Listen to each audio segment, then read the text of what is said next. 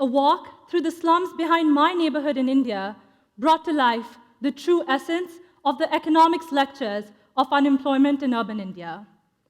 A population of 1.3 billion people is considered to be a cost to my nation, but I see this abundance of human resource as a potential to contribute to society. I wanted to do something to tap into this potential and help the people in these slum communities so close to my house, but I didn't know what to do or how to help them. When I reached home, a humble newspaper lying in front of my eyes set me thinking. I thought that the news was outdated and the paper worthless, but all I could see was opportunity. I started collecting these newspapers and went to all my family and friends to ask them for newspapers. Slowly, the pile started increasing. And after a year and a half, I had enough newspapers to sell them to a trash dealer. I had 10,000 kilograms or 10 tons of newspaper. I guess in hindsight, it was fair for my friends to call me a hoarder. But I used this opportunity to get $2,000 from the scrap dealer, and I used that to help the people in these slum communities. Through this means, I started to identify low-skilled jobs, such as street sellers and vegetable vendors, because this would make the transition for them easier to switch to a newer job. I used this money to buy push carts and funded their produce for the first few weeks. Just by recycling newspapers, I could create value for 8 families by getting them a secured source of income. Just a small thing, but a huge impact for the 50 people who lived in those families, just by harnessing the economic value of waste paper. Economics, as Lord Robbins noted, is the science of managing scarce resources and endless wants. Costs are inevitable, but somewhere between managing the costs to meet our demands, we often forget about the opportunities and overlook them. Between these costs and opportunities, an economist like me is fascinated by the ways we allocate our resources.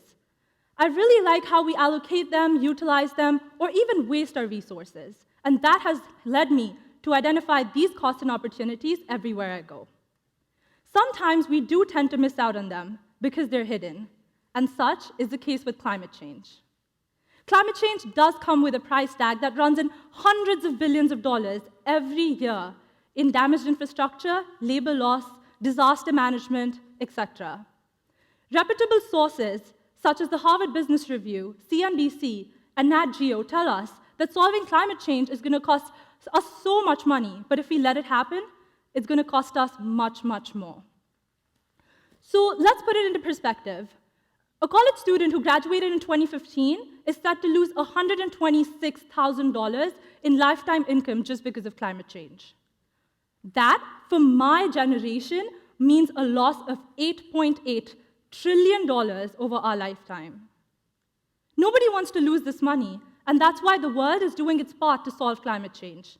But here at Duke University, we have a commitment to be carbon neutral by 2024. A lot of buildings on this Gothic-looking campus have never been touched since the 1940s. That means that these buildings are really inefficient and use up a lot of energy, which, as you may have guessed, is really bad for the environment. That is one low-hanging fruit that we can grab, is if we convert all these fluorescent tube lights into instant-fit, energy-efficient LED tubes. My amazing friend and colleague, Anuj Thakkar, founded the Duke LED Initiative and gave me the opportunity to analyze this potential for Duke to make the transition to LED lights. We piloted the program in one building at the Pratt School of Engineering at Duke University. We calculated return on investments of savings up to $180,000 in just one building over the next 15 years. This could be expanded to $55 million, according to our calculations, over the next 15 years if it was implemented campus-wide. By identifying this opportunity, we did not only reduce our carbon footprint, but could also reduce electricity bills. The Facilities and Management Department at Duke University then took over this project and implemented it in 4 buildings. These 4 buildings now have LED lights, and it costed Duke around $2.2 million to do that. But it paid for itself in just 4 years. Through using the powerful tool of return on investments, we could make our case right here on Duke's campus. And we led change, an actual concrete impact right here. So, to change things up a little, I'd request you all to please close your eyes for a few seconds. Take a deep breath. Imagine you're on a beach. Glorious weather, lots of sunshine, and a gentle breeze rushing through your hair. Now you may open your eyes. Many of you may have imagined something like this. Well, maybe in color, but you get the point. It's the perfect destination for your next beach vacation. An energy enthusiast like me would see it as a perfect opportunity to harness the solar and wind resources at this beach. But the local people, for them, it meant an economic opportunity to earn a living through activities such as fishing. I was lucky enough to be at one of these beaches. Playa Blanca, situated on the western coast of Peru, is a such beach that is home to 60 families that moved here in the early 2000s for fishing purposes. This community is completely off the grid. I went there in the summer of 2016 with two amazing Duke engineers, Danielle and Catherine, and we built and installed wind turbines with an organization named Wind Aid Institute. Before electrification, this community solely relied on really other means of electrification. This graph here shows that mostly the families used candles or flashlights to electrify their homes. Some of them were lucky enough to have diesel or gas generators, kerosene lamps, or even batteries.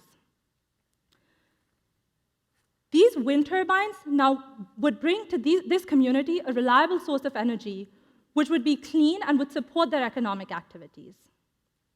Now it's fair if you ask me, that can this community actually afford all these wind turbines, even though they're so rich in other natural resources? So Wind Aid's business model works in a way that they bear most of the cost for the construction of these turbines, but the house members are supposed to pay 30 soles, which is roughly $10 per month. This money goes into a community fund that is used for sustainability purposes and for the maintenance of these turbines.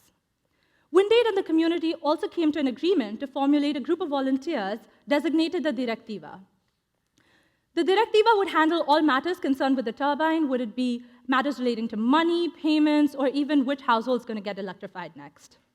While I was in Playa Blanca, the Directiva was a concern that less than 50% of the people were actually paying these dues. I started wondering, why is this the case? This is supposed to be very unsustainable if it continued. I thought, can the community just not afford it? To better inform my decisions, I started conducting household surveys with my friends over there. Through these surveys, we gathered that this community pays on an average 128 soles per month before they got the turbine for energy purposes. So if I'm doing the math right, they can definitely afford 30 soles if they don't have to pay these 128 soles anymore. But the problem was not their ability to pay. They were definitely able to pay this money, but they were not willing to pay it because they treated this cost as a new cost to their monthly budgets. Unlike you and me, the people in Playa Blanca do not keep a track of their accounts and had no idea what they spent on energy before they got these wind turbines. So we ran some calculations and thought, what is the best way to tell them about this? We made a one-page report that looked something like this. The pie chart to your left shows the distribution of energy sources and the amount they paid for it before they got the wind turbine. And the graph to your right showcases the money they used to spend before the turbine and the money they spent after it, which helped them see their savings that they could make through this turbine. Just as we expected, this information came as a surprise to most of the households. Now, the payments started increasing, dues started getting paid. Something that was less than 50% a month ago now reached a whopping 100%. We were able to manage to bring every household to pay this cost.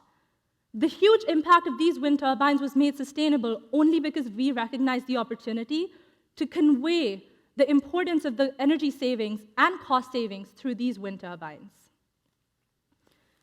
Now let me ask you, why did I share with you these three very different stories from three completely different continents? Well, I want us all to realize that real opportunities are often invisible behind flashy price tags, and we get intimidated and shocked by them. But we shouldn't, because the purpose of recycling newspapers in India was not to solve the country's unemployment problems. Installing LED lights at Duke and wind turbines in Peru was not able to solve the world's global climate crisis, but they did have an impact. They had a positive contribution in their respective societies. If we identify these problems, we can bring innovative and creative problem-solving techniques and thinking towards world problems. And that would help us manage costs and transform the way we think about costs.